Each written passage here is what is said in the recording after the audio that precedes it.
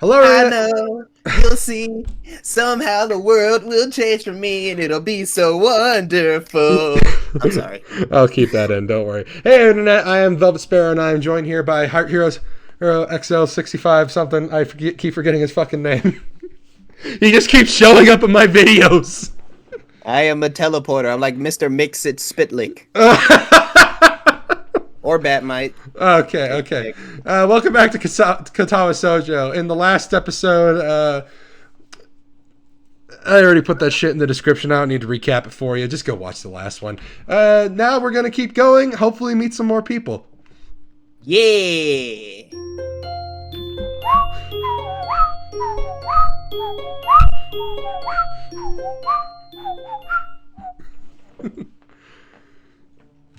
I want to hear that every single time I go to sleep. You really do? Also, I turned the music volume down a little bit, so like hopefully they're able to hear you a little bit better. But I'll turn it down just a little bit more. Yeah. Yeah, I'll keep it in the middle. Okay. Yeah. It'll be loud enough for the audience to hear, but like so it won't be going over you. So the only thing that's going to be going over you is me. Exactly. You know, as it should be. I don't mean that. I'm sorry. All right, just in case, I'm gonna save here. In case anybody's wondering, like, what the hell is up with that? My computer like updated overnight, and all my shit got wiped. So I had to like sit here for 20 minutes waiting for the game to catch up to where we were supposed to be. Yeah, you're like a baby that just got its diaper changed. You're like, wow, I just made this shit. Now I gotta sit here and do it all over again. The sooner I get a new computer, the better. Right. I feel very tired this morning, probably because yesterday itself was a very tiring day, and on top of that, I woke up far earlier than necessary. After saying hi to Shizune and Misha, I started doing the work as instructed from the board. It already looks like today is going to be heavy. I don't have a problem with that now, though. Shizune and Misha might jump on me trying to get another answer about whether or not I've decided to join the student council, even if it's just one day. I wouldn't even put it past them to try. Neither would I, Hisao. Those two have been seeming desperate. I mean, like them literally saying, join the student council and you can lose with a little bit more dignity at a fucking board game. I'm like, it's just a fucking board game. It's just a game, bruh. It's not a game. This is World of Warcraft. I need to watch Make Love Not Warcraft again. That was awesome. Yeah, it's a good episode. How do I trade? You gotta open your inventory. Control I. Okay. And I don't have an answer for them if they do, so the situation is convenient for me. About 10 minutes in the class, Hanako walks in and takes a seat, but no one looks at her. The teacher doesn't even comment on her lateness. He does, however, stop us to say that we're going to break into groups again. I turn my head to see that Shizune and Misha are looking at me like a lion at a gazelle. Oh, God. Shizune gives me a smile that is equal parts cute and menacing. That is a smile that says, we have you now, there is no escape. That is the same fucking face that Neptune gives in Hyperdimension Neptunia. Just like, whenever there's a fucking bowl of pudding unsupervised, she is like, I am going to eat that, and I'm going to make Epic Mealtime look like pussies in comparison. Sure. That's just how I eat chili dogs, or, fuck, don't even get me started on how I be eating that pumpkin pie. I was gonna make some sort of lewd statement about that, but I figured that like it wouldn't make sense because I would make it sound like incredibly unconvincing. Well, I mean, you'd probably be able to make a statement like that because I'm pretty sure you've actually done it. Yeah, multiple times. I mean, hell, when you got good mac and cheese, you know what it sounds like. Okay, we have you now. There is no escape. Prepare the strap on. Hey, John. We're together again. Yay! Yay!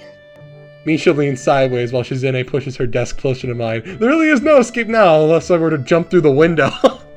Jumping out of the window isn't the best option, sadly. Yeah, it's a 3-story drop. Wait, is it?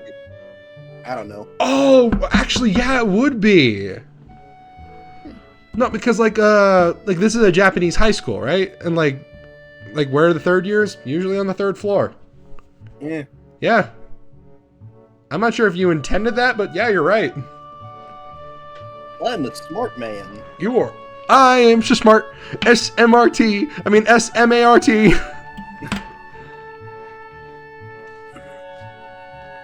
What's wrong, Hichan? No, nothing. Just thinking about how you're gonna fuck me in the ass later.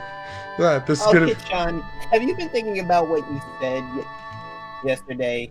You said that you would think about joining the student council, didn't you?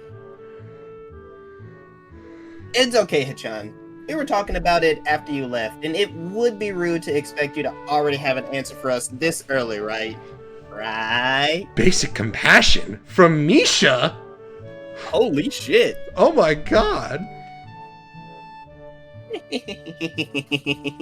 I'm so happy you two are able to have a laugh at my expense. And even more pleased to know that you both are how crazy the two... Hold on, let me go back. I'm so happy that you two are able to have a laugh at my expense. Even more pleased to know that you both know how crazy the two of you can be. Now that that's over, Shizune snaps back into serious mode and smacks today's assignment with the back of her hand in an overly dramatic and important way. Hey, Should we get into it? when I actually look at this stuff, it's mostly just reading. In fact, there are only two problems. I almost want to say something about how her rush to get started seems a bit much, considering the small amount of work. In fact, Shizune probably knows how little there is and simply doesn't care. Yeah, it seems like the workload doesn't matter to her as much. Oh, crap! Oh, what did I just unplug? Was it your vibrator? No, it was my fucking phone charger. Hold on.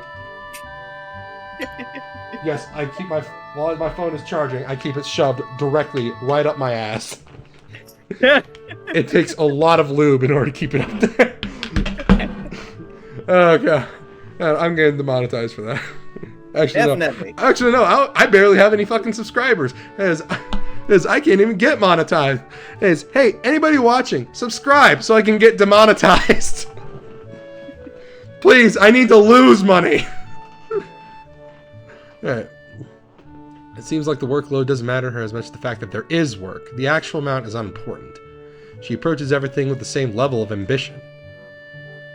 While I'm reading, I let my eyes wander around the room and catch Hanako trying her hand at solving the problems. It looks like she's working alone.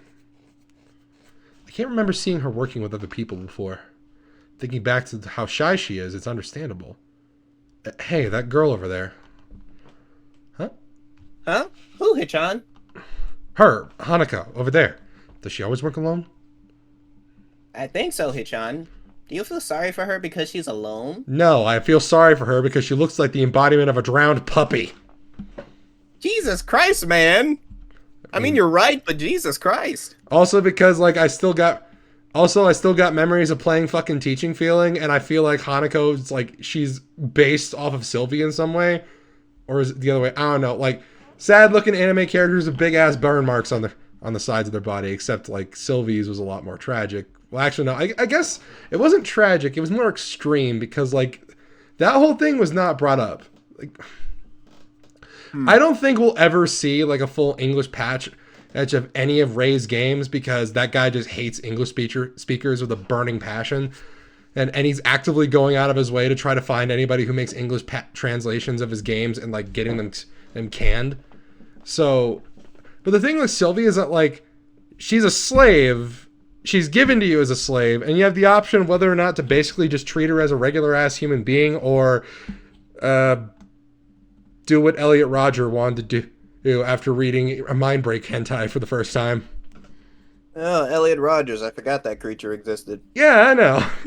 But I don't know. Like, the funny thing is, like, Ray's DeviantArt account, like, he has a couple of fan arts of Hanako, and I'm just like, it's just Sylvie, but with purple hair. Actually, there's surprisingly little of Sylvie on. He actually has one fan art of Damian Wayne on there, and that's pretty cool. But, like, I thought this guy hated English speakers. Yeah. I don't understand what the big problem is. I don't know. Apparently, Hideaki Kamiya, the guy who made Devil May Cry, like, thinks that same way too. So, it's always the people you like, or the people who make stuff you like, or at least in Ray's case, formerly liked. I ain't into that shit anymore because I'm not 14. I was just thinking that maybe she could work with us or something. No, I don't think that'd be a good idea, Hichan. Why not? Shichan wouldn't get along with her. Why? Misha shuffles around the question, letting out a laugh that sounds very strange. It's nervous, but still has like a lilting up and down quality present in everything she says. Just because, Hichan. By now, Shizune has noticed our conversation. It makes me realize again how Misha has been signing everything that she's been saying this whole time. What, Hichan? The friend of my enemy is my enemy.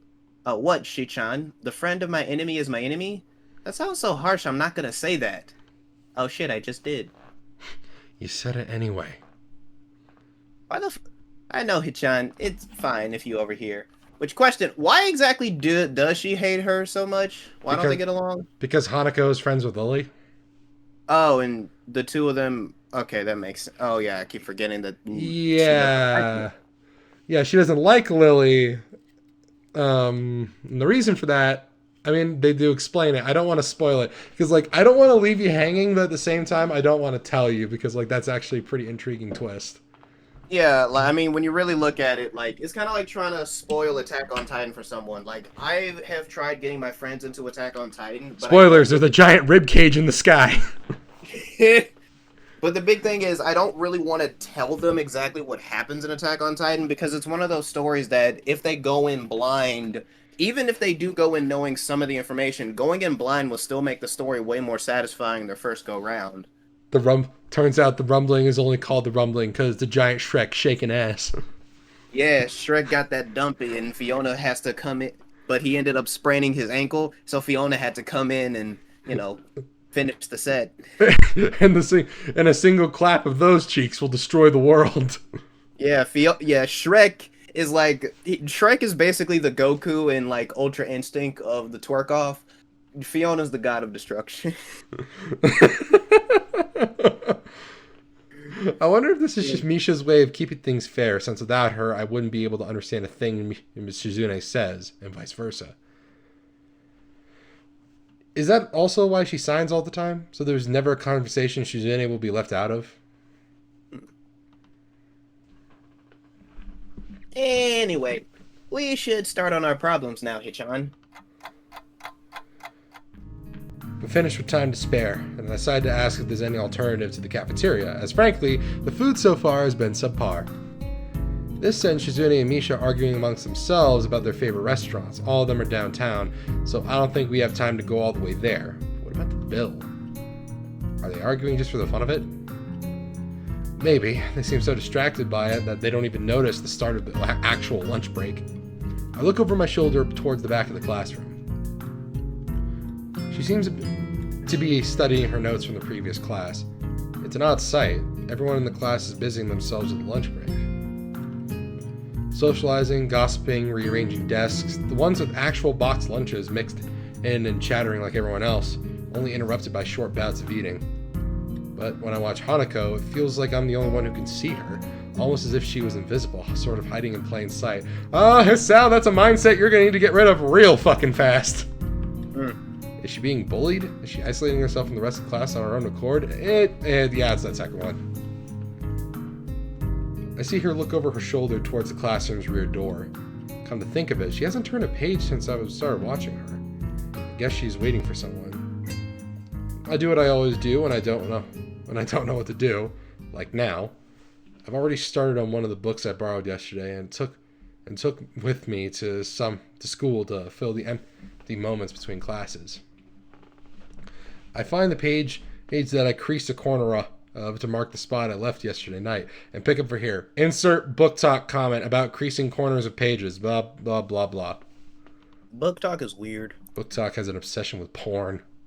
And I thought I'll never understand how those same book talk people who will talk about like fucking erotica all the goddamn time will then also say that porn is damaging to the mind and men shouldn't watch it. Like, bitch, reading and watching porn have a very similar effect. Mm-hmm.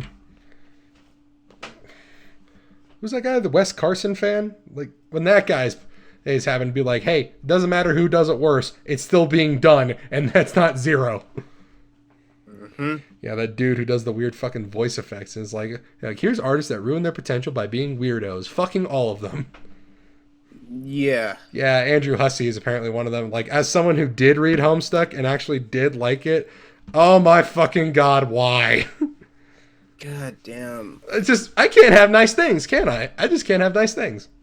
I'm still a Homestuck fan. I'm still gonna watch it. I'm just, not gonna support the guy. Misha and Shizune are still arguing heatedly, probably about restaurants still.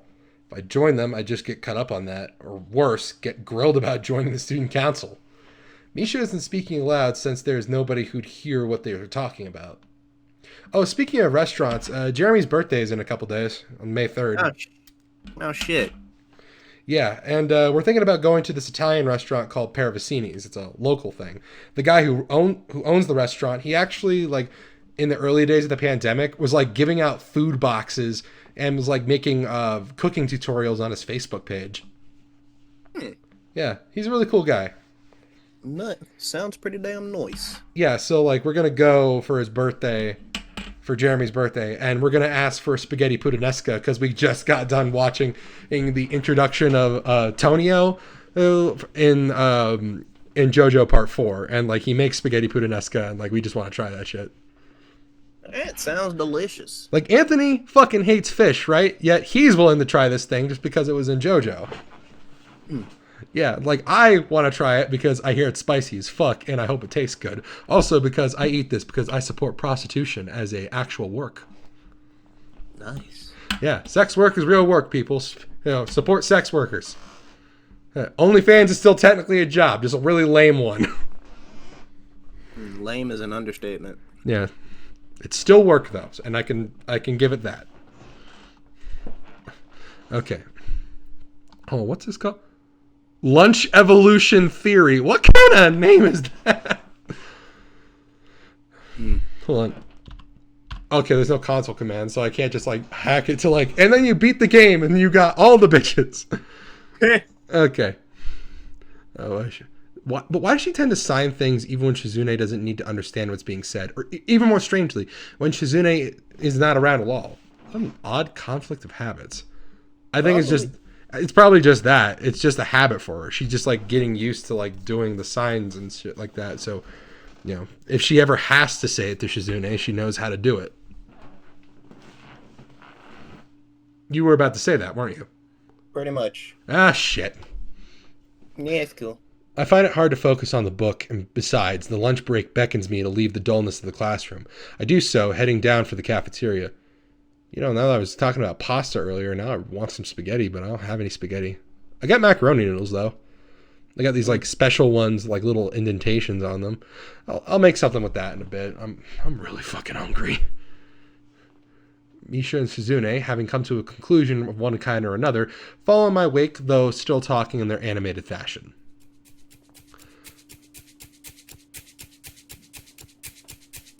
Oh shit, I didn't remember. I didn't realize this. Okay, just around the corner of the hallway, something hits me in the chest with the force of a runaway train. Ugh! A dick. Opening my eyes, I see a pair of saucer-like green eyes looking up at me. They belong to the perpetrator, a short girl who bumped into me and is now fallen down into the hallway floor.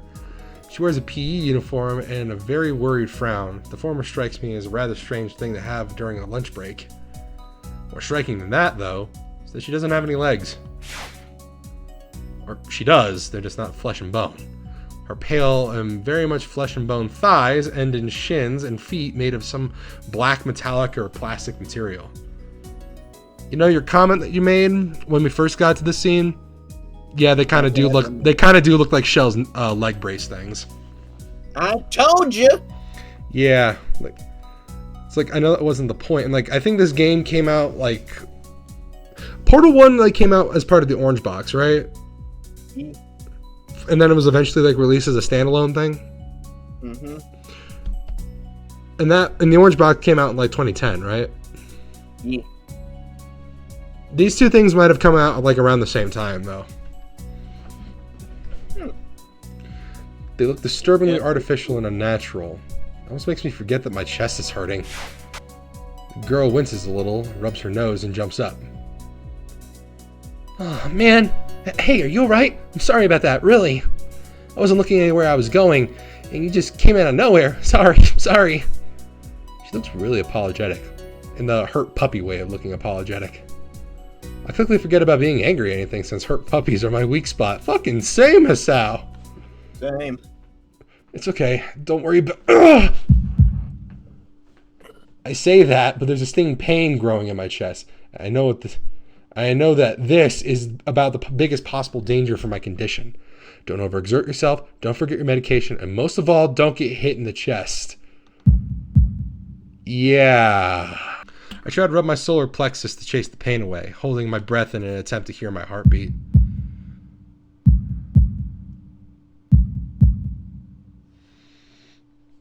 It seems normal. Hey, should I get the nurse? The worried, high-pitched voice of the girl snaps me out of it. I stare at her for a few seconds, dumbfounded, until I realize I probably looked worse off than I really was. I doubled over myself and looking all tense. Damn, I'm overly worried about my heart. I mean, you should be, considering you could, die. No need, I'm fine. Managing to say something in response, I pull myself upright, feeling my sore ribs one last time and taking a deep breath. She just knocked the wind out of me, big time, but it's nothing more than that. Sure you're okay? I hit you pretty hard. It's okay, I said it was fine. Nothing's broken, so no harm done. That's good. I feel one hand on my shoulder at the same time. I feel a hand on my shoulder at the same time goes by and I get to say something very horrified. Eep! I don't have time to look behind me because Shizune has already shoved me aside and stomping over to the girl, signing furiously at her. Miss Ibarazaki. Ibarazaki. Miss Ibarazaki. I saw that. Running in the halls is strictly forbidden, bitch. Oh, so they're the po-po. Okay. Plus, how dare you knock over the new boy toy? Yeah, we were about to spit roast him later. Exactly. We had all of our bad dragons specifically ordered for tonight, and his legs don't need to be broken until then. Misha translates right on Shizune's tail, but her voice is girlishly playful, not full of the divine fury Shizune's arm movements would seem to call for. Sorry, I was just gonna get some stuff, but I was kind of in a hurry. What the fuck? You've been told this 1,000 times before. Your reckless behavior endangers other students and, even worse, explicitly against the school's regulations, bitch. I'm not doing that again. I can't hold a yell for that long. The girl blushes and starts to fidget nervously like a little child caught misbehaving. That's kind of funny. Aren't you older than them? It's so cute. I find myself smiling. Also, she's kind of she looks like she's in a different art style in comparison to them. I don't know why. Yeah, it's like the redder lines and the thing and the lines underneath the eyes. Yeah.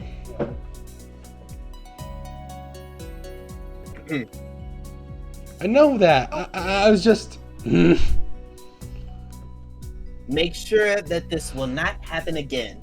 Although I'm sure telling you this is futile and will only cause me further headache when you choose to ignore the regulations.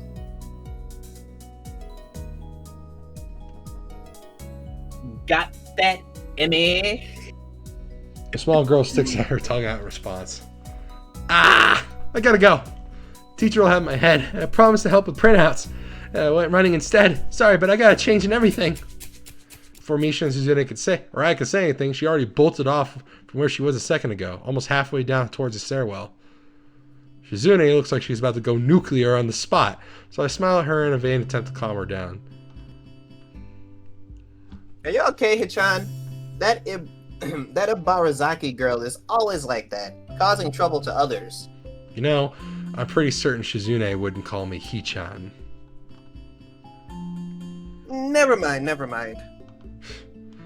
Yeah, okay. Anyways, I'm okay. Just got the wind knocked out of me.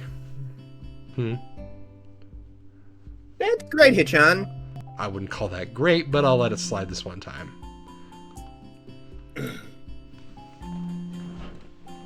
We have to run now. There's an important student council meeting regarding the festival, and we finally decided where to eat. Popeyes. Too bad you can't join, but this lunch meeting is only for council members. We can take you there some other time, but...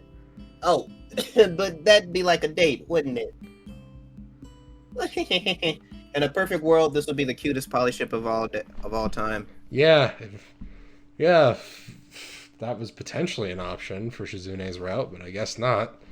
It's either you get the one or tragedy strikes. The girls leave for downstairs. I didn't manage to get far from the third floor hallway before all this commotion struck. Literally. I should get going as well. The lunch and afternoon class pass uneventfully. I read most of the book I'd started yesterday and eat some of the mostly inedible offerings from the cafeteria. Class is tiresome. You know, considering this is a Japanese school, I'm pretty sure even their most inedible food is better than the school food we got over here. I mean, yeah, pretty much. Yeah. Teacher seems like an okay person despite the weird first impression I got. The material is relatively interesting. However, the way he teaches is really bizarre. It's as if he expects that everyone is a natural genius. Yeah, that's kind of how Japanese schools are.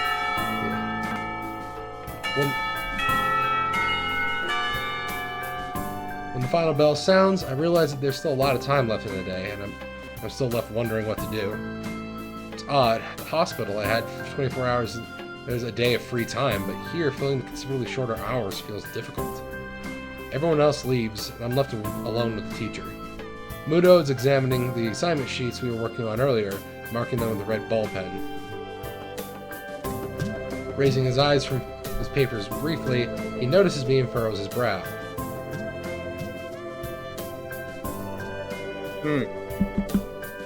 What is it, Misha? Why is this music so goddamn loud? I have no fucking clue.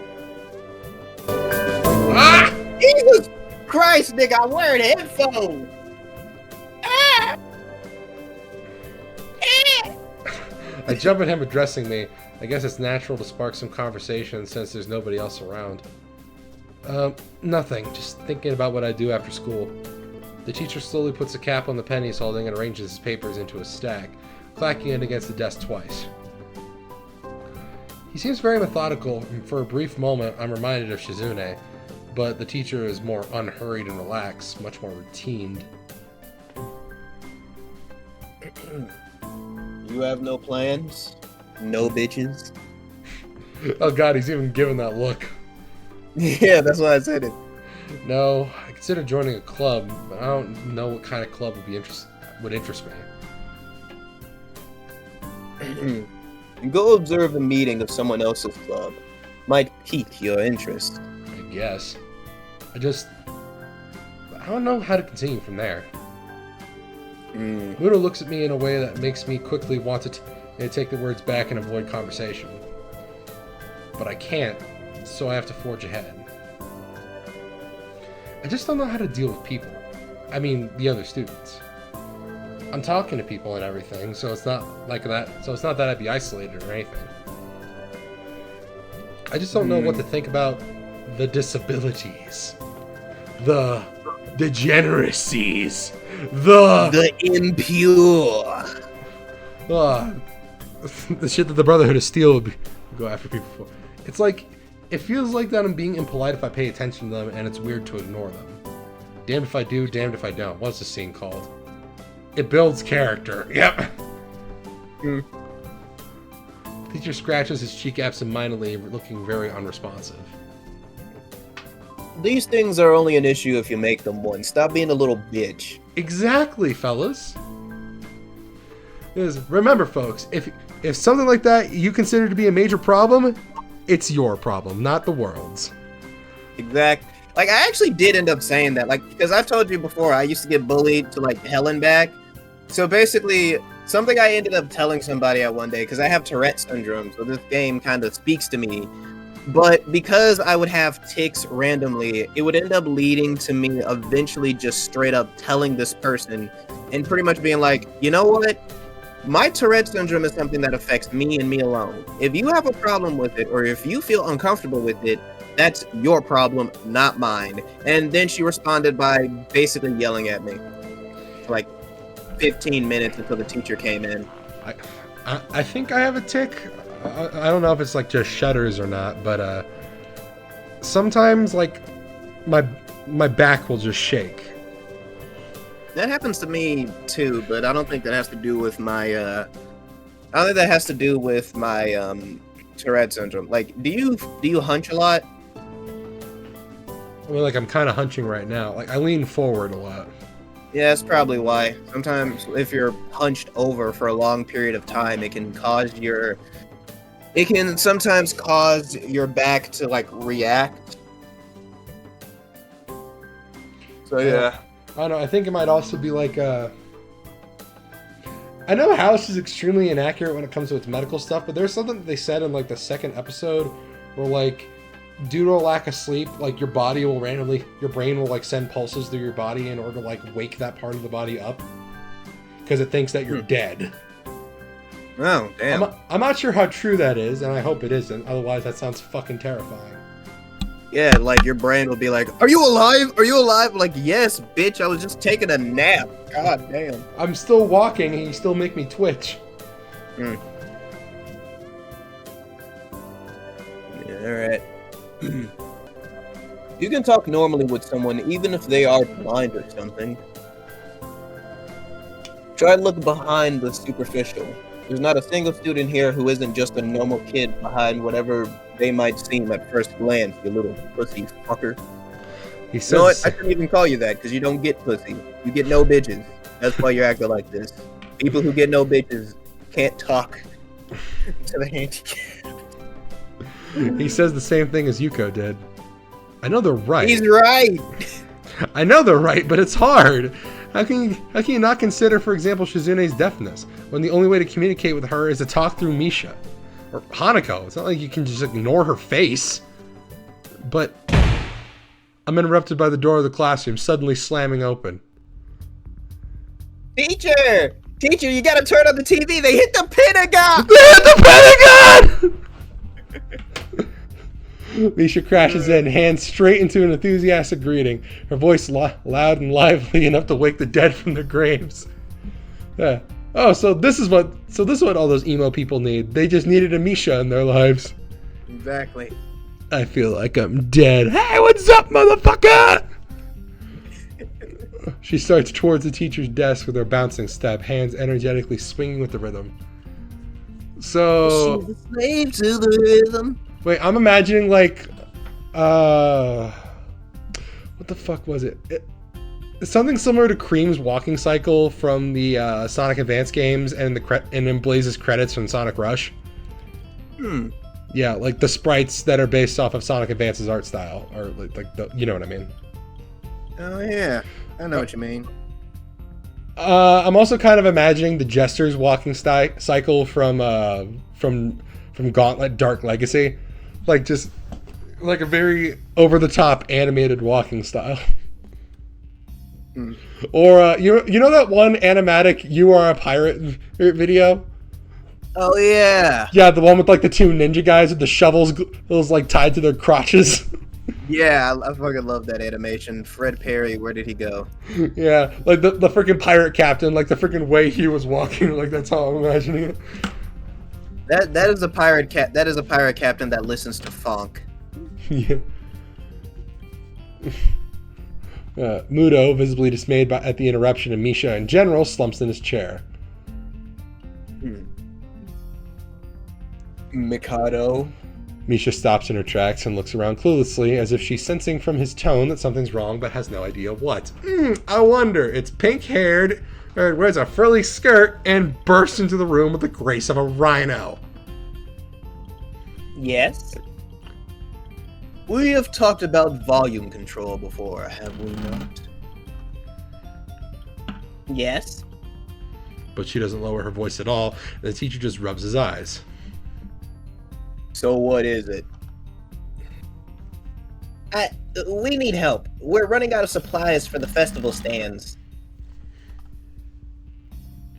This is a distress. Should've left my phone at home, cause this is a disaster. She waves a pink slip of paper she's holding around. So, go get more supplies from the art room. What's the problem with that? Plywood. Plywood is always the problem. Last time we wanted more, there was only a little.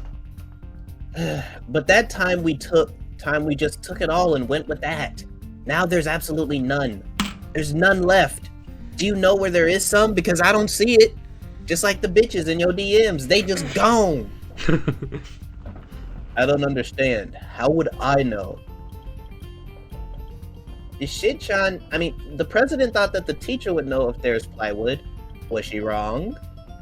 Mutou looks like he's in great pain, frowning with his entire essence, and Misha just doesn't get it at all. Fucking mood. Fucking man. Looking at the two of them communicate is terrible. It's like looking at a man being tortured by drilling his skull open while blasting pop music at full volume at the same time. Okay, so Mutou's reaction here is the same reaction I had listening to Taylor Swift for the first time. Yeah, I don't really hate Taylor Swift. I just hate her fans. Yeah. Her music's a little bland, though, but that's about it. Well, I'm starting to hate Taylor Swift as a person. Yeah, she is a terrible person. Most musicians are. Yeah. I'm afraid I have no idea if there is any plywood in the school, let alone where it would be if there was any. Aww, what should I do? Perhaps try to find Mr. Nomiya. I'm quite sure he would know where to find everything you need. Pretty sure it's Nomiya. Nomiya. You'd have to pry them from his cold, dead hands, but that's a different matter. And even then, good luck, because he'll have glued it to his cold, dead hands. God damn it, I was just about to say that. This is what God would use to kill somebody. What gun would Jesus choose? Anything from a Lockheed. Probably. Ah, I don't have time. We're so busy. She holds her head with both of her hands, looking as despairing as it is possible for a person like her. Even without even noticing, she crumples the note she's holding against her hair. I shouldn't even be fetching these things. There's so much to do and we're falling behind the schedule. Mutou looks at her gravely and then suddenly smiles. Smiling doesn't really fit his face. I think it'd be better if he didn't. I wonder if you could get some temporary help. No! He switches to staring at me focusedly with a hard expression, as if trying to say, go make some friends. You fucking... Okay, so right now, Hisao is young Xehanort, and Mutou is Woody. Oh, goddamn. You friendless loser. You get no bitches. You have no friends. Nobody loves you. Your life serves yourself now. Your life serves zero purpose. I need a mod that changes the freaking sound effect of when Woody starts walking towards Xehanort in that scene, and it just replaces all of his footsteps with the Vine Boom sound. Yes, I am a friend. I am also a toy. My guess is no one's ever loved you before. You know, the funny thing is that, they couldn't get Tom Hanks, but they got the guy who does the voice for Woody's, actual real-life toys. Tom Hanks' brother. I'm surprised that they can't... I'm surprised they didn't just take the sound clips from the movies and put them in the fucking toys. Would it have been that difficult? I honestly don't know. Ugh. Hell, there's even, a bunch of sound effects that weren't even in them. That were in the movies that didn't get used. The one about, wanting to sing a little song. Huh. Oh god, dude, I feel extremely ripped off from those toys. There's that one guy on TikTok who's like making actual movie accurate replicas of said toys, and they're awesome. I don't know how it's hard to not make the shit movie accurate. I mean, They're literally the toys. Exactly. In fact, you own the 3D models. How difficult is it to simply just like drag and drop the 3D model into a fucking 3D printer? Well, considering that 3D printers weren't a thing until the mid 2000s. Well, yeah, but like after the mid 2000s, Disney, a multi-billion-dollar company, should have been giving us fucking accurate as shit Wally merchandise. But no. Apparently, that's too much fucking money. Yeah, I mean, like, the only way to get accurate Wally merchandise would be to literally build a robot. Okay, yeah, that is true. Yeah, I mean, like, and also, like, just the thing with, like, toys just beginning to suck, and, like, we're getting freaking 80s ass articulation. Like, we can only swivel the arms around, and, like, you can't move the legs and shit. Yeah, that's also true. Except 80s toys are better in that regard, because, like, they at least got style. Yeah, toys nowadays do just fucking suck. Yeah, I mean, like, have you seen the fucking Lightyear toys? Oh my god. Ugh, shit looks awful. I guess I can give you a hand. I'm guessing I'm going to have to add that to the description. Also, Thomas and Josh complain about toys. Yeah.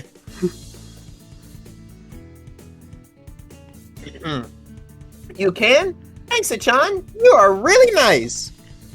She pauses and does a double take and then points at me with her finger, yelping, "Ah!" and looking very puzzled.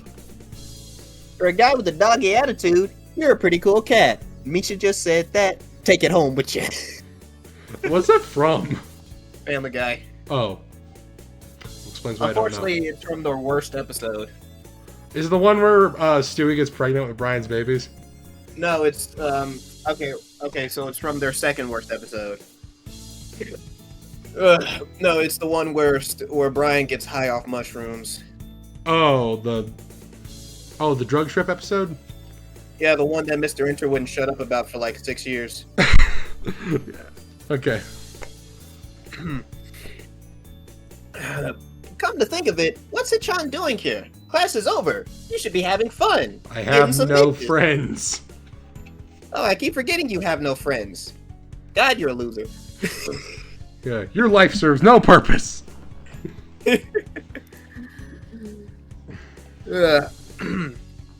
We just had a little chat. Oh no! It's not detention, is it? Are you in trouble, Hichan? No, I'm not. Is Hichan in trouble, teacher? No, he's not. Mutou sighs deeply, and I feel that I have to help Misha get off. And I feel that I have to help Misha to get her off the teacher's ass. So what do you need? Here's a list. I can try to find the plywood from somewhere else, but there's none in the art room. Yeah, I already read it all. From somewhere, if there's none in the art room. Oh, shit.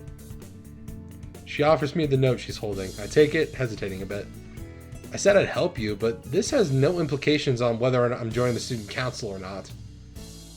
Aww. Still, thanks, Achan. Try to be quick. We're in a stall building streak now. We must hurry, hurry, hurry. She bounces out of the classroom, leaving me and the teacher looking at each other. There was something that feels like a silent agreement. Well, there you have it, Nakai. You have something to do now. Now get your ass out of here. Who's on I sound got to some smoke? weed. I got some weed to smoke. You know, actually, I'm kind of imagining Christopher Judge as the voice of Mutou. Listen here, boy. You need to go out there and make some friends. Listen Get here, some boy. bitches. You need to go out, make some friends, and get some bitches. While I begin to smoke up. I'm a fucking god of war. I have hit all the doobies on Olympus behind the gods' backs. That's why I started a war with them. You know, the funny thing is, like, Christopher Judge is a playable character in Def Jam Fight for New York. And he sounds like T.C. Carson in that game. Also, that makes me wonder, was Christopher Judge a rapper? Because, like, that's, like, 90% of the cast in that game. Like, you get to play as fucking Snoop Dogg. I think even Eminem's playable in it. Like, there's a ton of people in that game. I don't know. Maybe he was a rapper at one point. I can't remember. Maybe he's not a rapper. He's an adapter.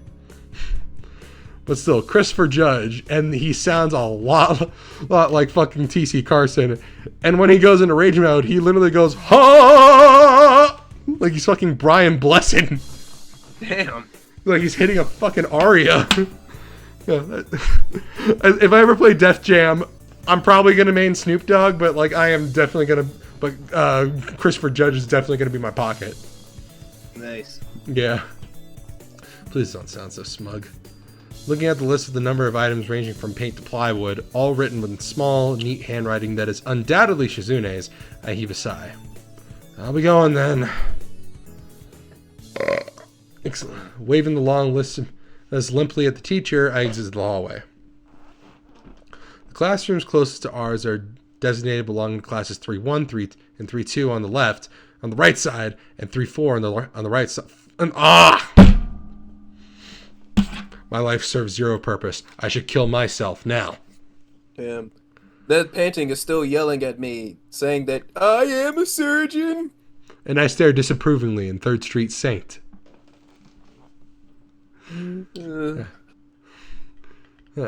Closest ours are designated being in class 3-1 and 3-2 on the right side and 3-4 on the left.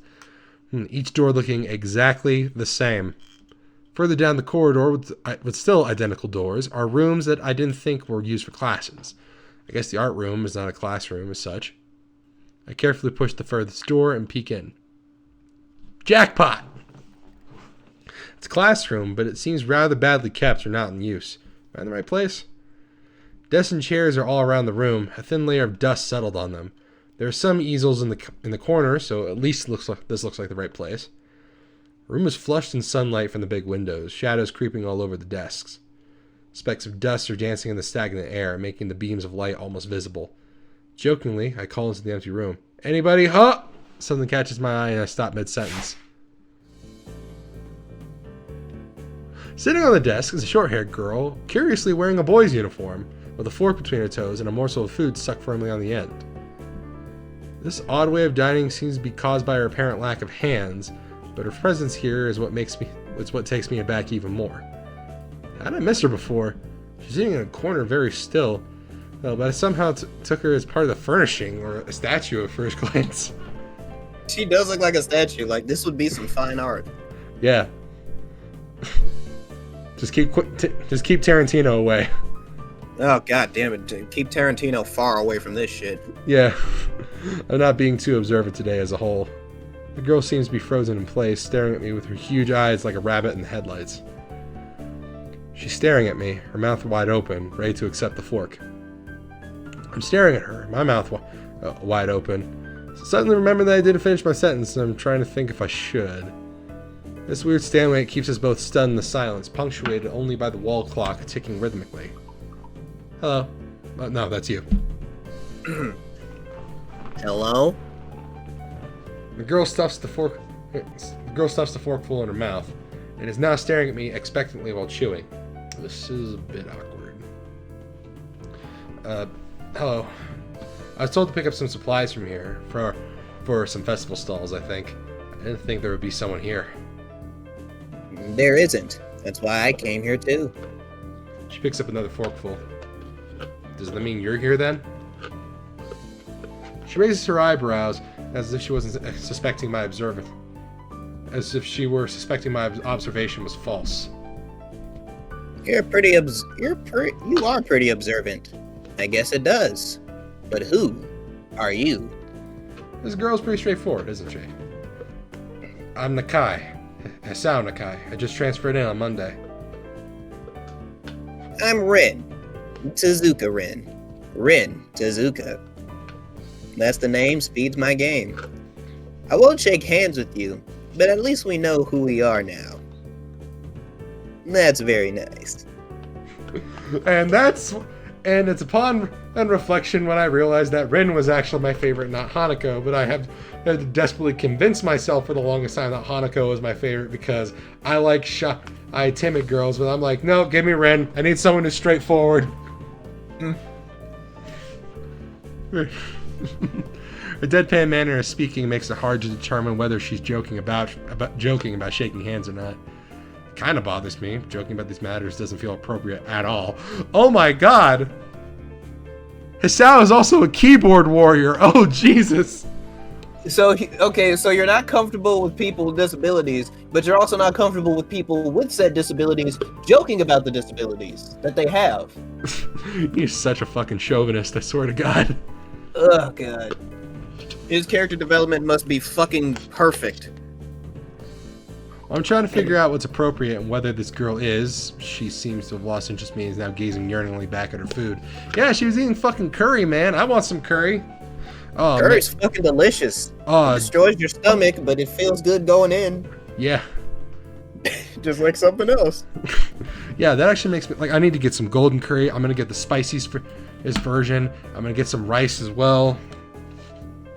I'm gonna get some udon noodles. I'm gonna make some curry udon, and I'm also gonna like try to make up my own chicken. I'm also gonna make up some chicken katsu. Although I'm gonna see if I can like just get a couple of frozen ones from the store instead. I've never been much of a fan of the udon and the noodles variety. I love noodle, dude. Udon. I love thick noodles. They got like a really good texture. Like most thick noodles, like really annoy me, but those ones are like, they're great. I don't know what your deal is, bro. I haven't eaten udon in a while, so I might as well. I might just be a little biased. Maybe, baby. Can I continue my lunch? If you don't mind me, I won't mind you. If you need to get your stuff, the supplies are in the back. Go right ahead, but lunch? School's already over for the day. Well, as you can see, I'm nocturnal. What word would you use then? There's no word for a meal you eat after lunch but before dinner, right? It bothers me. Very much, too. Yeah, we call it dunch. Dunch? Dunch. But I don't really know what I should say. I mean, you could say it's a snack. Linner. Yeah. That just sounds like a really, really, really bad Bill Cosby movie. Yeah, Linner and Brenner. Those are some of my favorites. Linner and Brenner. Yeah. Brenner. Breakfast for dinner. This sounds like a goddamn fucking Nickelodeon sitcom. Yeah, actually, that was a joke that was in an episode of Scrubs.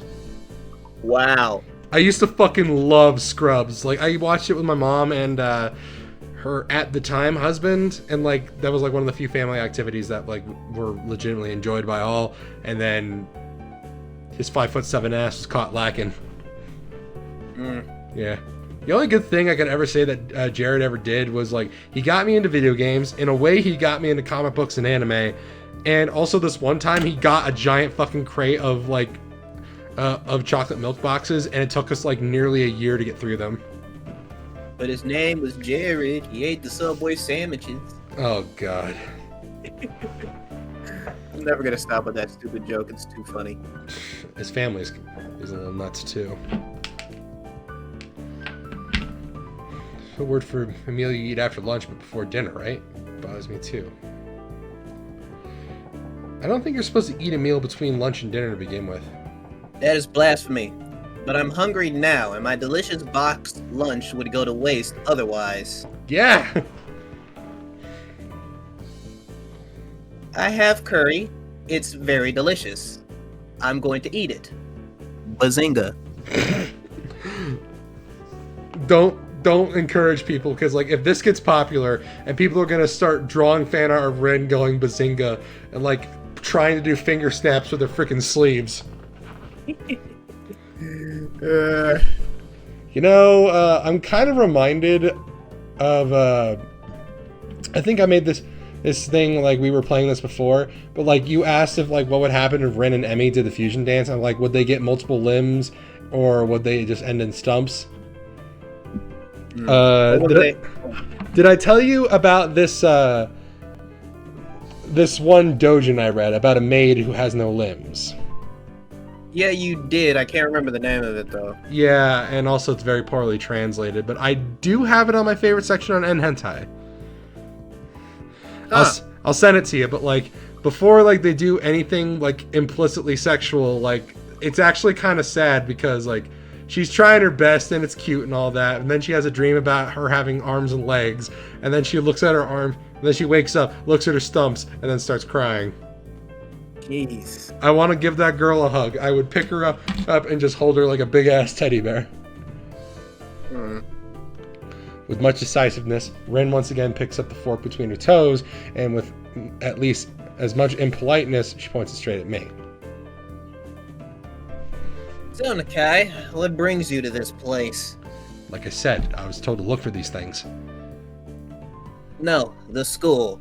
From outside, you look fine. Is your problem on the inside? All of our scars are external. Varen. Cut my life Into pieces! This is my razor shorts!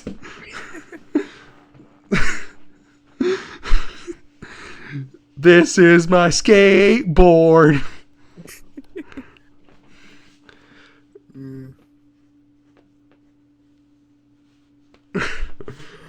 I come to a full stop, opening my mouth but not getting a word out. I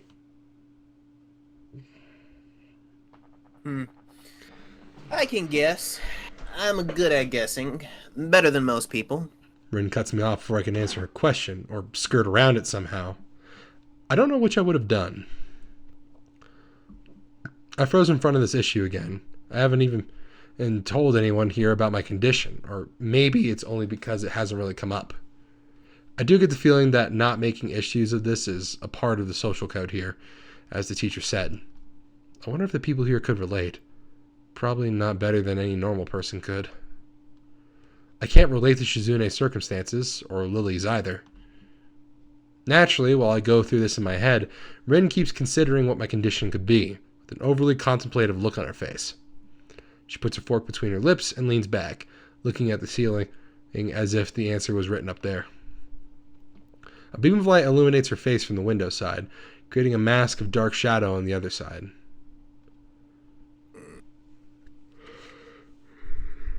I don't think it's anything in your head. And something in your guts would be boringly ordinary. Like this lunch of mine. And less delicious. The problem must be in your pants. You've got a weird penis, don't you, Nakai? Yeah, it's shaped like a fucking alien's arm. Can we get off this? This messed up Sherlock Holmes kind of statement. And sheer lack of tact it was delivered with catching me completely off guard. I think I might have reeled back even physically as Rin's eyes widened in revelation and astonishment. So I was right. There's something wrong with your tackle, isn't there? I'm still particularly in shock, but recognizing the need to reply something, I spit out the first thing I could think of. No, nothing like that. I have a heart problem. Arrhythmia. Blood comes from your heart, and believe it or not, when it comes down to it, that can also affect your, little friend. Ren would be the kind... I'm not sure if she would be the kind of person who just randomly blurts out, like, oh, so your dick's fucking weird. It'd be fucking hilarious if she did, though. I said it, or blurted it out, but I said it. The girl in front of me purses her lips together and glowers at me, looking very disappointed. How boring. Trouble in the pants would have been much more scandalous. What's with this reaction? I'm sorry to let you down. I forgive you. I collect people. And a person with, that kind of problem would have been really great. I've got a whole bingo card of disabilities going on here. Yeah, weird penis goes down on I. Collect people? People with different problems. I'm like Brainiac, but for, the short bus kid. Yeah. Look, some people got a messiah complex. They got to feel the need that they need to fix the world and all that. I got a Rubik's complex. I treat everything like it's a fucking puzzle. Because I am egotistical as hell. Oh, you said Rubik's. Yeah. You said Rubik's.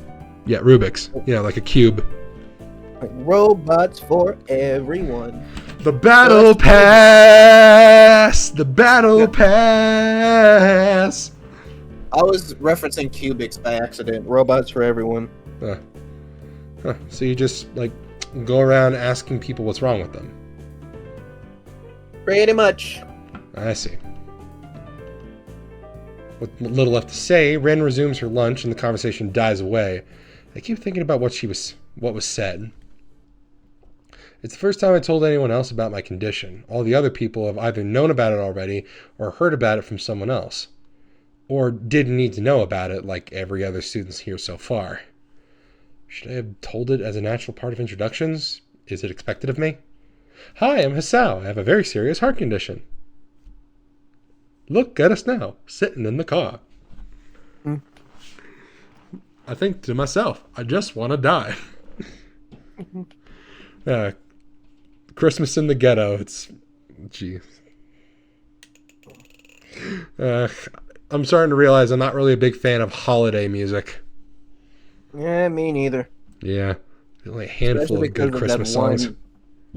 Probably because of that one individual. No, it's not Mariah Carey.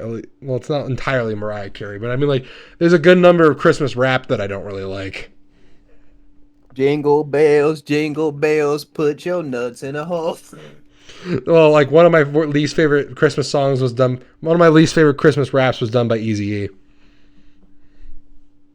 Because it's just gun sounds and whip noises instead of sleigh bells. Yeah, It's that like, sounds terrible. yeah, it's like, imagine a Johnny Test episode with set to Christmas music. That's what it is. Jesus Christ. Oh my god. It's like, is there a fucking lion tamer somewhere? What the hell? Hey, remember those two commentator guys on Cartoon Network? Yeah. Yeah, I Whatever missed happened them. to those guys? Yeah, me too. Yeah, it's like the one, like they dressed in the freaking cube. It was like, they were just, it's like a giant N and a giant C running around. Yeah, I always shipped them as a gay couple. I honestly thought they were brothers, but to each their own. I wonder whatever happened to those guys. I'm gonna need to look that up later. As if our disabilities would define us. What a disgusting thought. Or maybe this Tezuka girl has a natural interest in such things. As I walk to the back of the room and pick up the items on Misha's list, a chance opens to study Rin from the corner of my eye. Her hair is a burnt auburn that looks red. Hold on. Let me look at what burnt auburn actually looks like. Auburn is a shade of red. I know it's a shade of red, but isn't it like more orange or something? Kind of. It's like a darkish orange.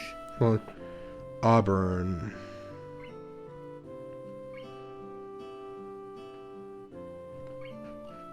Okay, so auburn's like a brownish, it's like a reddish brown. I like to drive in my truck. Right. Auburn. Auburn. Okay, there's an auburn shade of blonde, and that's like...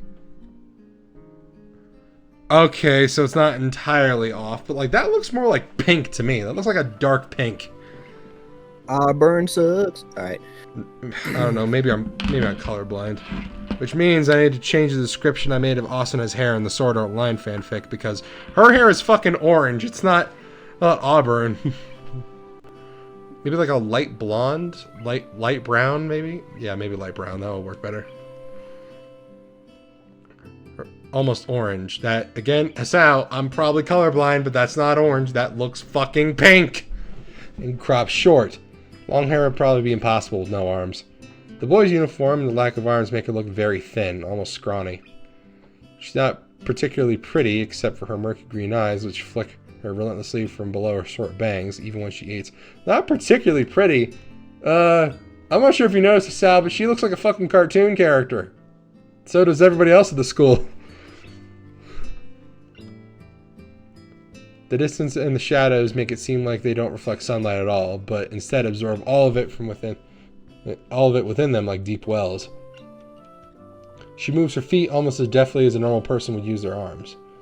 However, I can see how this sight could discomfort people, especially while eating. It makes me feel a bit uncomfortable to say at least. I hesitate to think about the word unnatural, but it's too late now, isn't it? Yes, it is, Hisao. You dumb fuck. This is why you get no bitches. I keep searching cabins and shelves for Misha's things, but after enough time, After enough time passes, the silence grows too uncomfortable, so I try to force some conversation out of this strange girl. So do you always eat alone in this late, or do you get the occasional visitor? Visitors? Maybe. You are my first occasional visitor, but I don't always eat alone either. Sometimes I eat with a certain person on the roof if she's not horsing around, giggity. Horsing? She likes to do sports. Oh. And men. So does her. Yeah, so does the captain of her team. Yeah, that's all I can think of to say. Both of us fall silent again as Rin forks the last bit of her meal to her mouth. I look down at my haul and double check it with Misha's list. Seems I have everything except plywood. So, I think I have all the things now. That's very nice of you. Don't feel obligated to stay. I was about to take a nap anyway. You need to do whatever you're going to do with that stuff anyway, right? Or perhaps you like watching girls sleeping. Yeah. I'm not sure what to make of this, but Rin looks serious. And if I did, I think I have to be going. I'll catch you around, Tezuka. You can call me Rin. I feel like our relationship is at a point good enough to warrant this much. I was already turning to make my exit, but she draws me back in. Fine, then I'm Hisao. Then you are. Rin looks at me hard in the eyes, but with an intimidating feeling you get when someone stares at you isn't there. Rin looks at me hard in the eyes, but that intimidating feeling you get when someone stares at you isn't there.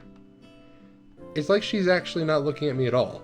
She blinks a couple times, and I can't figure out why a pause like this just popped up between us out of nowhere.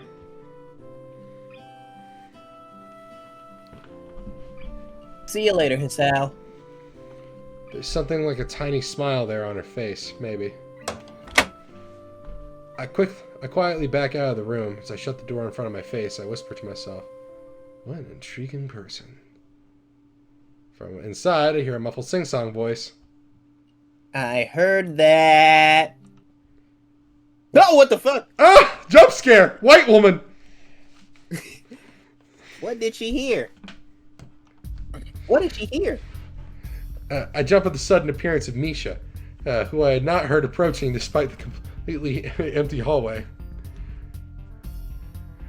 Somehow, she had gotten to jumping distance to me without making a sound. Creepy. It briefly reminds me of Kenji's nutty theory about a global feminist conspiracy, but I push that thought aside. No. As you should. No, Hisao, no! Shizune, standing slightly behind Misha, looks aloof as she couldn't have heard the remark. That drew Misha's attention, but Misha is visibly excited. No, wait. More importantly, who is in there? There's no club meetings today. She tries to curiously peek past me, even though the door prevents her from seeing anyway. What are you doing here? It took so long that we had to come check what's wrong. That's no good, Hichan. She wags her finger at me scoldingly. Get that fucking thing out of my face! I found plywood, but everything else is still missing because you are tardy. Oh, sorry. I got the things here. I was just gonna bring them. I think you were up to some mischief, Hichan. Who was in there with you, I wonder? Misha signs something quickly to Shizune, pointing at her own ear a couple times. Shizune immediately pushes her way past me and opens the door into the classroom I just left. I can only imagine the shock she's experiencing. With Shizune's diligence and attitude, the insolence of daring to deface school property by sleeping on top of him, it must be too much to bear. And indeed, she stares at Rin, frozen in place from the slight but noticeable trembling. Apart from the slight but noticeable trembling of her shoulders, from suppressed rage, I'm sure. Instead of blowing up, Shizune just takes a few deep breaths, adjusts her glasses, and slams the door shut, turning to sign furiously at Misha. Maybe she didn't blow up. Maybe she did blow up, and I just can't understand it. Shoots a very loaded stare at me, too, as if it was somehow my fault that Rin is sleeping on one of the tables. Shizune is probably over there being like, I cannot believe that Hisao was tardy because he fucked a girl to sleep on the table. That was our job. We were going to spit roast him. I hope she's not getting any funny ideas about the reason of my tardiness.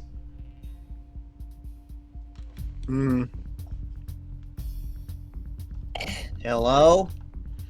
Hello? You kind of do like a sort of SpongeBob voice with her, I realized. Yeah, kinda. Rin's voice comes from the other side of the door, and it takes a few eye blinks to realize that she might have trouble opening it. I open the door to find Rin directly behind it, looking at us with half interest, half sleepy face. Hello? Hello, hello, hello. I wanted to save a message for you to get you settled in on your first night. There actually was someone who worked in that office before you, but you shouldn't worry about it. Yeah. No. Oh, yeah, you're probably gonna fucking die. Miss Tezuka, what do you think you were doing? You absolutely are not permitted to use school property for such disgraceful activities. I don't care how big his dick is, you do not get to be fucked on the tables and then fall asleep afterward. Yeah, that's a job for the student council only. It sure is suddenly very crowded in here. I didn't know I was this popular. My titties aren't even that big. Yeah, it's not the size of the breasts that matters, it's the size of the heart underneath them. I need to find out what hentai that's from. That was a really good line. It's hard to say whether she's happy or unhappy about this turn of events. At any rate, she ignores Shizune / Misha's scolding, so they have no choice but to drop the issue. Shizune taps Misha's shoulder, or points at Rin and makes some quick signs. Popularity aside, please don't do that anymore. Your ass is too fat to be sleeping on tables. You gonna break them, bitch. Anyway, how is your project going? Will it be done for the festival? Or will we have to hold a bitch up sideways?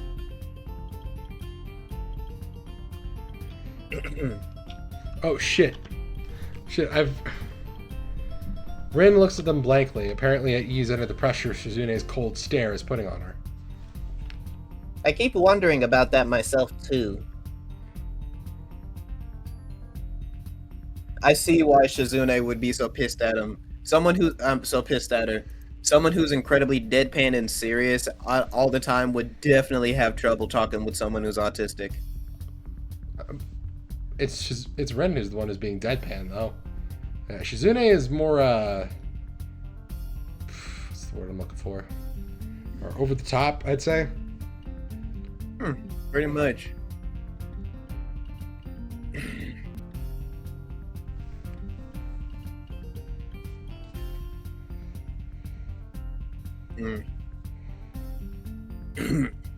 Shizune, you gotta click it. Oh. And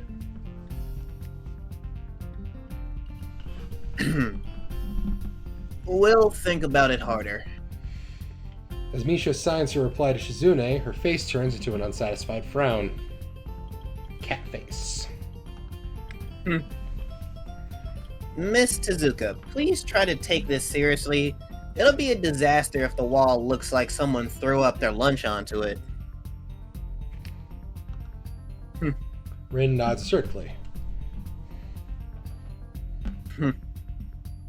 We'll think more seriously.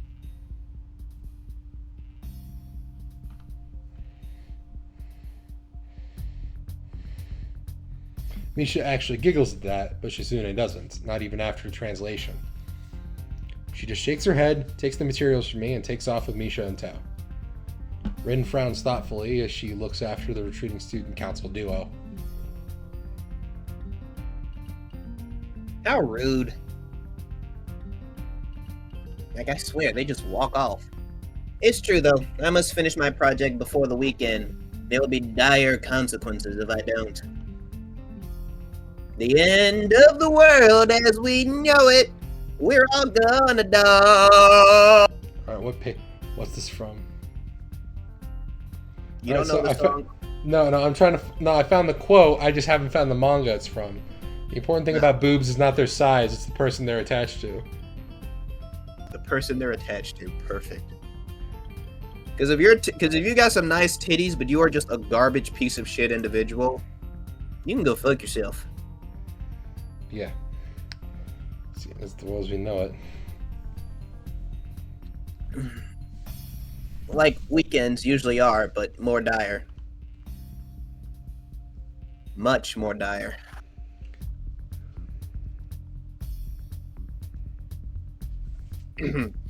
Maybe I'll postpone my nap to unforeseen future.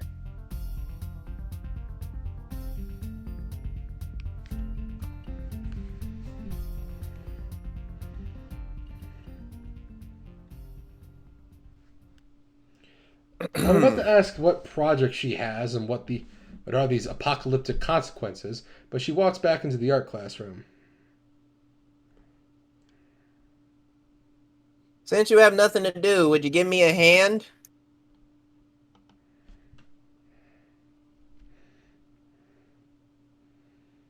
This paint can doesn't fit into my bag, but I need it.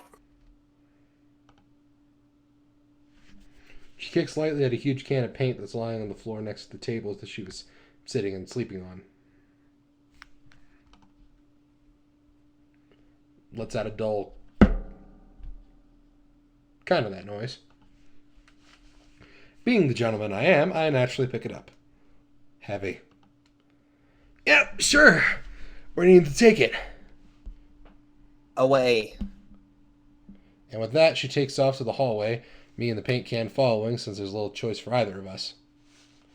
The hallway is quiet and empty now that with Shizune and Misha gone, so we too leave towards the stairwell at the other end.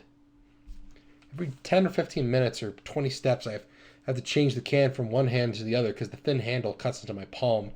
At least it keeps my arms from tiring too fast. Rin strolls on beside me with an uneven pace that I have trouble matching. Maybe I'm walking weird because of the extra weight. Seems one of us is constantly walking too slow or too fast, and I can't figure out which. Two flights of stairs below, trouble appears in the form of the head nurse and his fox-like grin. Ah, Mr. Nakai, what a happy coincidence. Tezuka too, of course.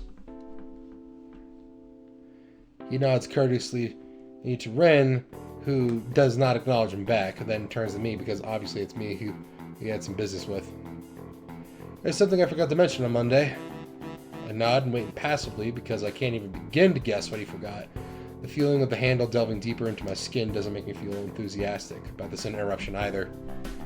It's about your medications.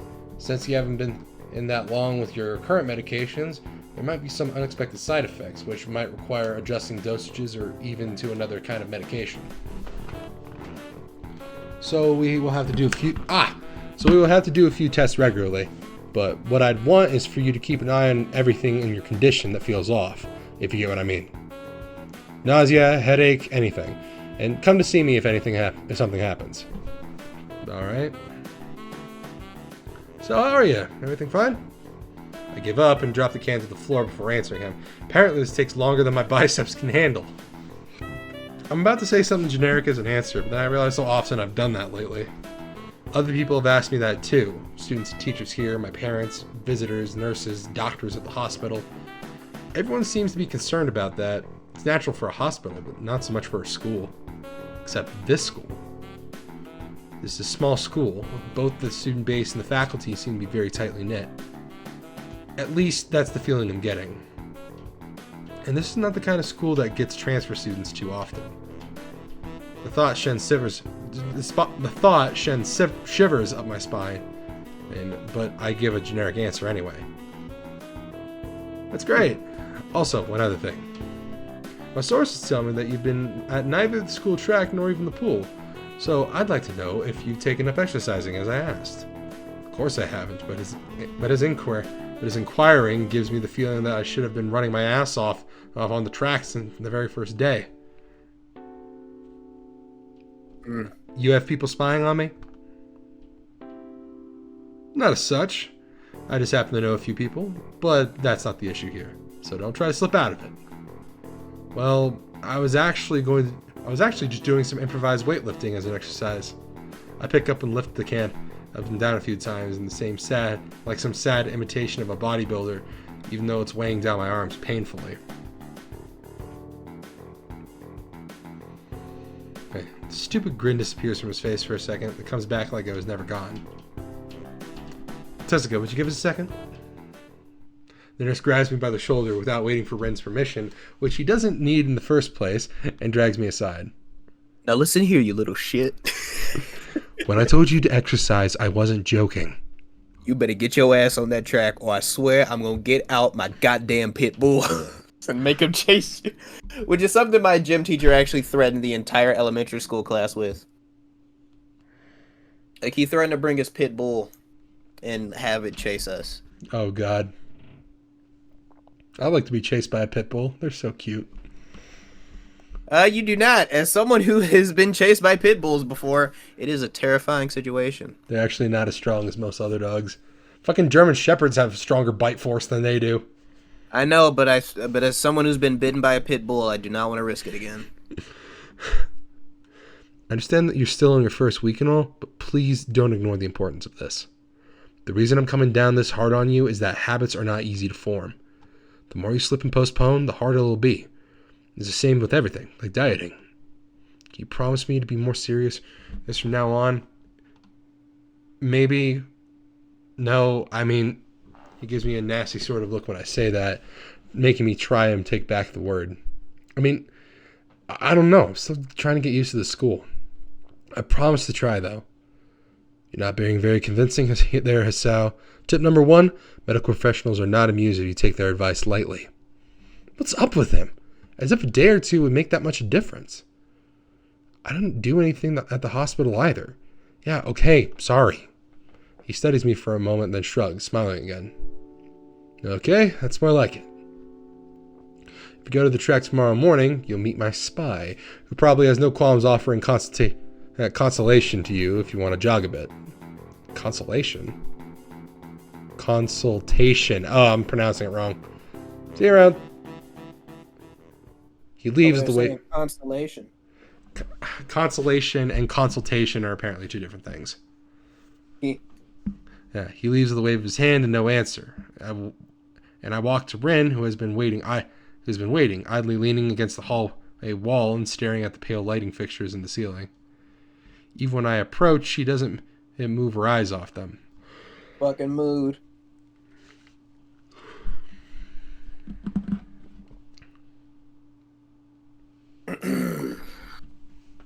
Are you getting medication for your heart thingy? Were you listening? It comes out more accusatory than I intended, accidentally lashing out at her. Even so, I don't really want to start talking about it. I just met her. I don't know her. It's not her business. The nurse seems to be happily ignorant about confidentiality, too, talking about that kind of thing in public. But it's not Ren's fault, is it? I look up at her, suddenly feeling a bit guilty. But Rin is just staring past my shoulder quizzically, her head tilted like a bird's. I don't know why this is so hard for me. Feels like there's some inexplicable lock that prevents me from being more upfront about this. It's called the ability of getting no bitches. Yeah, they're from my heart. Will they make you better? No, not really. They just make me a little less worse. Rin keeps looking at me for a while longer. She neither says anything further, nor displays any kind of emotion I could discern. I'm thankful that she doesn't. I think I'm still not quite used to all this. At the hospital, it was easy, but I still haven't sorted my feelings about the whole live a normal life with this disability. Why did that conversation remind me of the AJR song Way Less Sad? I don't know what that song is. Ah, damn, you gotta listen to some AJR. Their shit slaps. Pretty generic, but it slaps, like, really hard. Leave the main building, and Ren leads us on towards the dorm. Hold on, how long are we going? We'll go like an extra couple minutes. Yeah. We stop at the small patch of greenery in front of the dorm building. The dorm is built on a lightly elevated ground, with a wall and a few trees that everyone has to circle around every time they come and They come or go. It's probably the only inconvenient design about the school. The entire wall, made of same kind of bricks as the building itself, has been covered with some sort of painting. Most of it is still mere sketches, quick lines drawn with black and white against the gray plastering that covers almost the entire length of the wall. Some places look a bit more finished.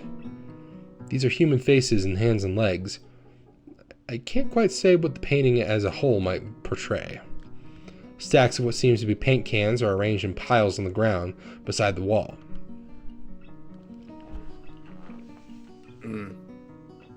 See, the left side is hardly off the ground yet.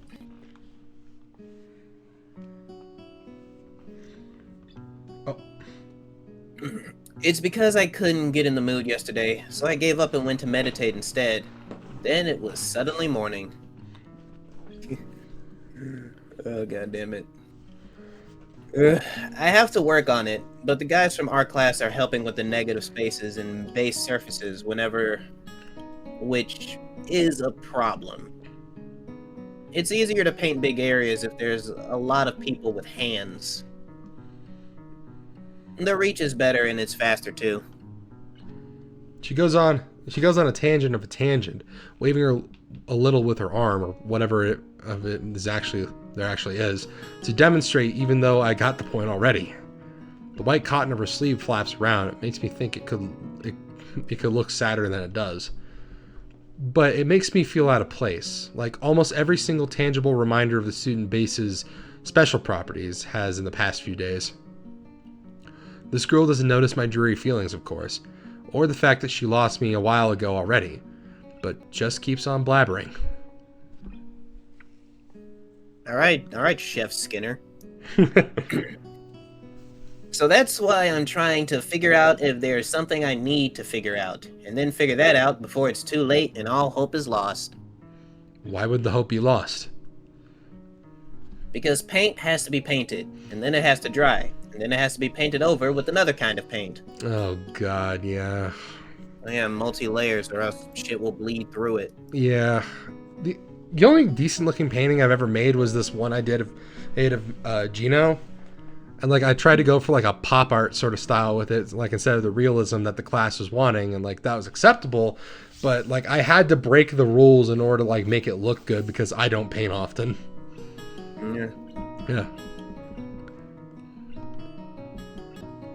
It takes time.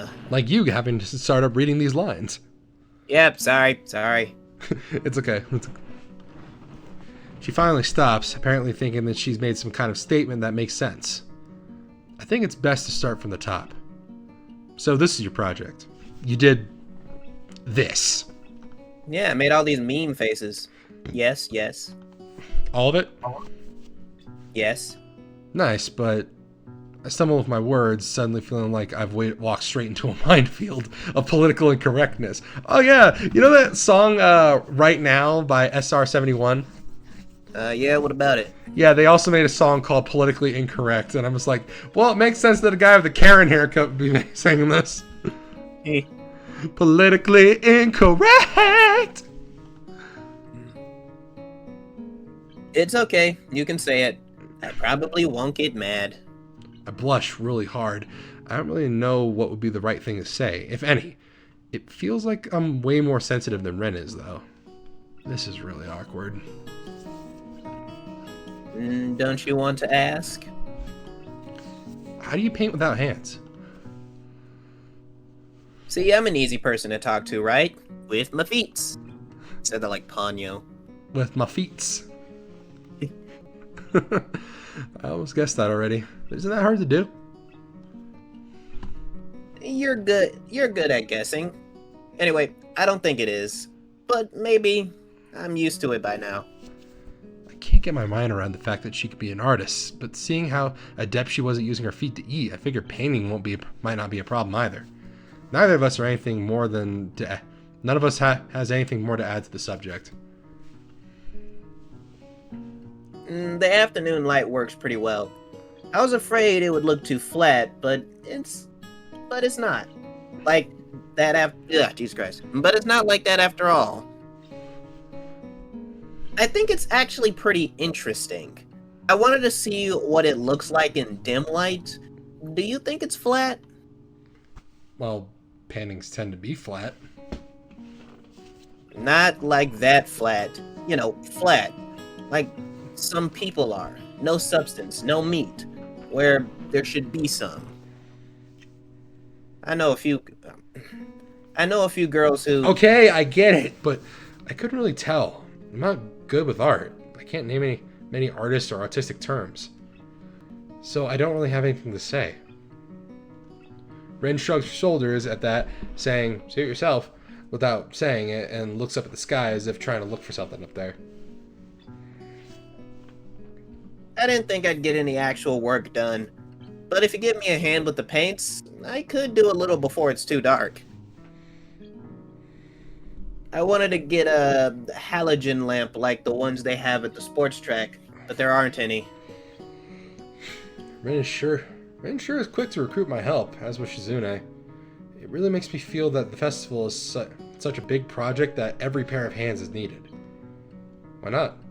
I'm not really sure if I could be of any help, though. It's just mixing some paints. You can do that? Probably.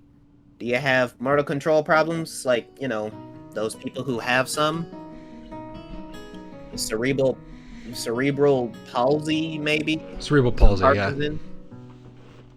Parkinson's? Yeah, I think cerebral palsy is Parkinson's. Oh. Yeah, it's like just another name for the same thing. Shake that ass like a donkey with Parkinson's. Alright.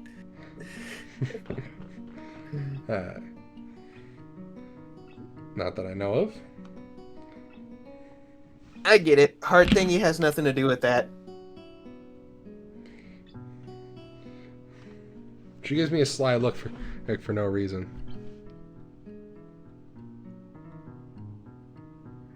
Genius. No, it doesn't. Let's do it to it then. Sorry, I'm trying to look up I'm trying to look up lyrics. Lyrics for what? What lyrics you looking up? Well, I'll tell you, and you have to tell me if it sounds familiar. Alright. Is it dumplings? Is it Asian pizza?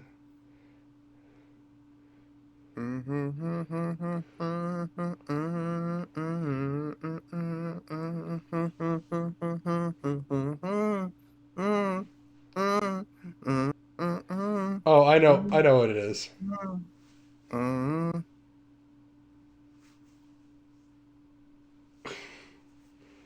Hey, Pops, these shrimp fresh? Sure are. They just arrived. Straight from the best aqua farm in Retroville. I didn't mean for that to play out loud. That's fine. I'm looking for Dick Pays Rent. Hey! I mean, it sure can. All right, here. Is about this. I shake things up like Parkinson's.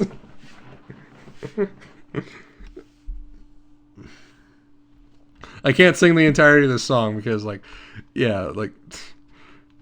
remember, fellas, Pink Guy to Joji was not a character arc for him personally. That was the whole point. Pink Guy and Filthy Frank was meant to make fun of the people who say shit like that. It wasn't meant to actually be that. Just sort of became it after a while. Thanks, iDubbbz. So she sits on an empty wooden box and very naturally picks up a wide brush in the toes of her bare right foot. I open a few of the cans and pour some into the contents into shallow bowls for mixing. Thick paints flow lazily from the can to the bowl like syrup. Is it syrup or syrup? Syrup. Syrup. Syrup. Syrup. Yeah. There you go, just a little bit of ASMR for you. I mix them, creating funny, hypnotic-looking swirl patterns that melt quickly into each other and form a new monotone hue. Rin sets to work, every now and then asking me for a hand with something or the other. Finding different brushes is easy enough, but mixing the paints to be the exact tone this girl is apparently seeing in her head is a frustrating ordeal. She wants precision down to the last millimeter before she is satisfied, but her instructions are obscure at best. And half a splash of green. I crouch down and pick up a can of bright green. The other green. This green. I carefully pour some of the other green paint into the mixing bowl. No, that's almost a whole splash. More white. Is green a good color to add? No I don't idea. Sorry. I don't want this to look like something Snoop Dogg would smoke. No idea. You're the artist here. Hint of a smile appears in the corners of her mouth. Do you lack an opinion? No, it's just that I have no idea. It's okay, because I just got an idea. Add more white. With this exclamation, I pour a minuscule amount of white into a bowl and mix it. It looks slightly whiter. A bowl of mix it spitling? I'm never gonna get over that fucking joke. That's not good. It has to be like the color when you wake up and you know that you saw the meaning of life in your dreams but can't remember it. I know what the meaning of life is. Big fat ass titties. Sonic, you are a genius.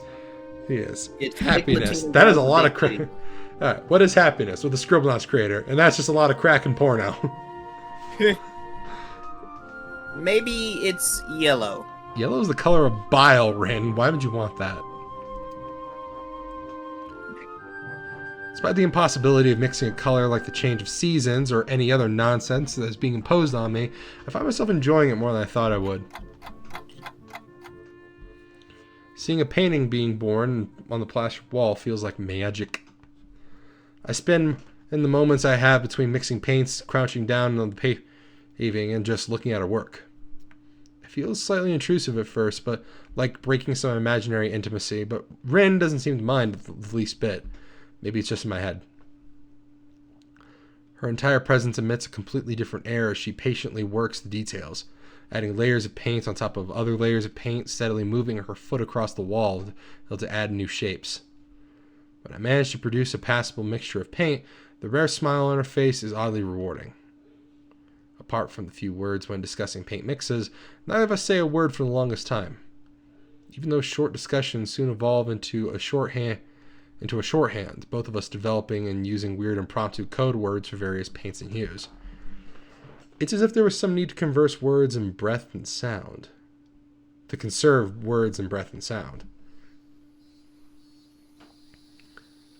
And suddenly it's night. We stay there late into the evening until it becomes too dark to paint properly.